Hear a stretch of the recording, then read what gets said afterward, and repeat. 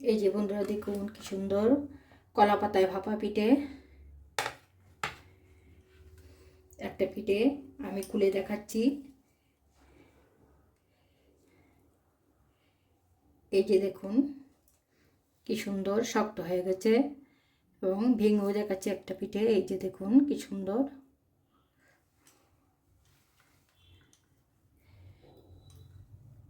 বন্ধুরা তাহলে চলুন আমি কিভাবে এই কলা পাতা ভাপা পিঠেটা বানালাম। নমস্কার বন্ধুরা, আজ আমি বানাবো কলা পাতায় ভাপা পিঠে। এই যে আমি এখানে কলা পাতা নিয়েছি, কলা পাতাগুলি এভাবে কেটে কেটে রেখেছি।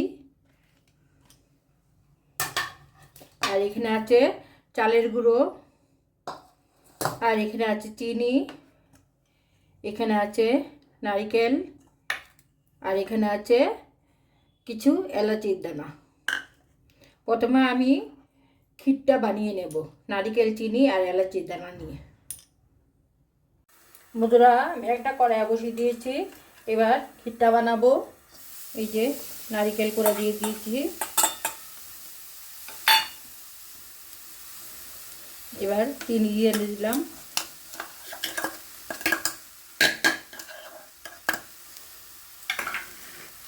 আর কিছু এলাচি দানা আছে সেটা দিয়ে দেব।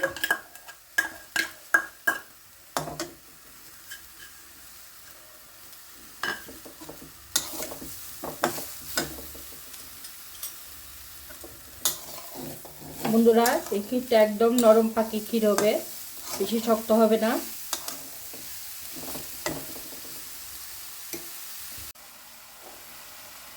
বন্ধুরা ক্ষীরটাতে একটু গুঁড়ো দুধ দিয়ে দেব। এটা অপশনাল, আপনারা নাও দিতে পারেন, কিন্তু দুধটা দিলে খুব টেস্ট হয় ক্ষীরটা, তাই দিলাম। ক্ষীরটা মোটামুটি আমার হয়ে এসছে, আর একটু নেড়ে চেড়ে নামিয়ে ফেলবো। বন্ধুরা চালের গুঁড়িটাতে দেওয়ার জন্য এখানে জল ফুটিয়ে নিচ্ছি, কারণ ফুটানো জল দিতে হবে চালের গুঁড়িতে। আর দিয়ে দেব সামান্য নুন।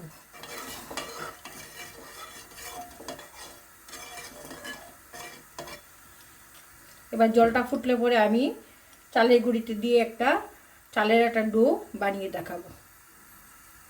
এই যে বন্ধুরা জলটা ফুটেছে, এবার চাল গুঁড়িতে অল্প অল্প করে দেব।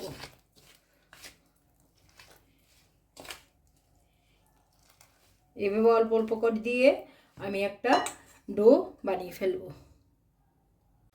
এই যে বন্ধুরা দেখুন ডোটা আমার একদম রেডি হয়ে গেছে, চালের ডোটা।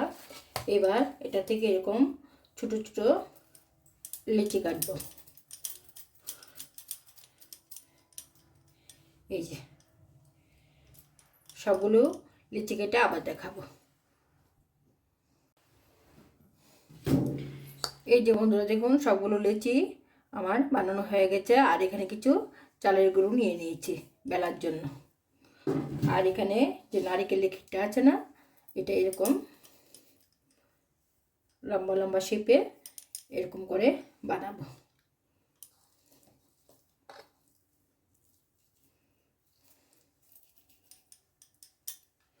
এবার সবগুলো বানিয়ে আবার দেখাবো। এই যে বন্ধুরা আমি এখন পিঠাগুলি বানাবো। এই যে এখানে একটা লেচি নিয়েছি, আর একটু চালের আটা লাগিয়ে নিচ্ছি।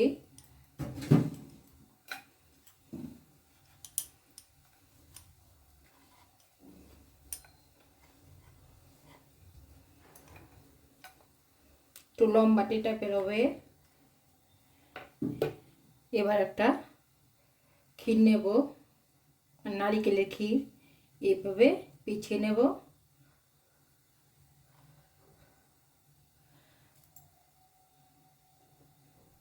এভাবে লাগিয়ে দেবো এটা ভালোভাবে, যাতে না খুলে যায়। এবার একটা কলা পাতা নেব, কলা পাতা এইভাবে মুড়বো।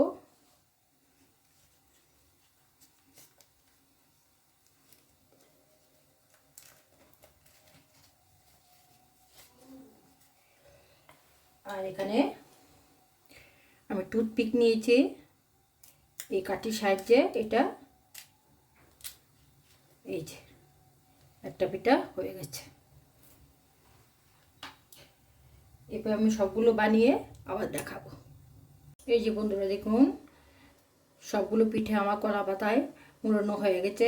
এবার আমি এটা ভাপে দেব। বন্ধুরা আমি একটা কড়াইয়ের মধ্যে জল দিয়েছি আর একটা চালনি দিয়ে দিচ্ছি। দেখুন কি সুন্দর ধোয়া বেরোচ্ছে, স্টিম হচ্ছে। এবার আমি পিঠাগুলি ছাড়বো।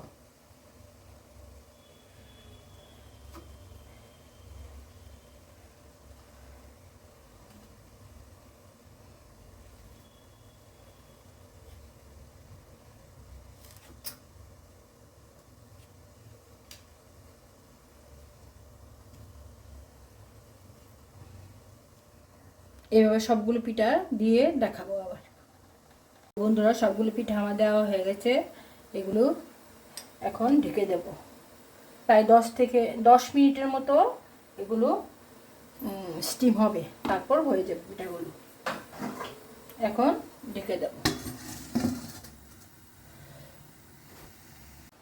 বন্ধুরা এবার ঢাকনাটা খুলবো। প্রায় 10 মিনিটের মতো হয়ে গেছে, দেখে হয়েছে কিনা। এই যে হয়ে গেছে, দেখুন কি সুন্দর শক্ত শক্ত হয়ে গেছে। এই যে আর কলা পাতার কালারটা কি সুন্দর চেঞ্জ হয়ে গেছে।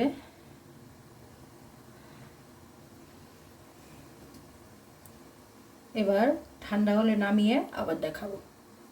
এই যে বন্ধুরা দেখুন, কলা পাতায় ভাপা পিঠেগুলো আমি একটা পাত্রে তুলে নিয়েছি। কি সুন্দর ফুলের মতো সাজিয়েছি, কি সুন্দর লাগছে দেখতে। বন্ধুরা একটা পিঠে আমি খুলে দেখাবো।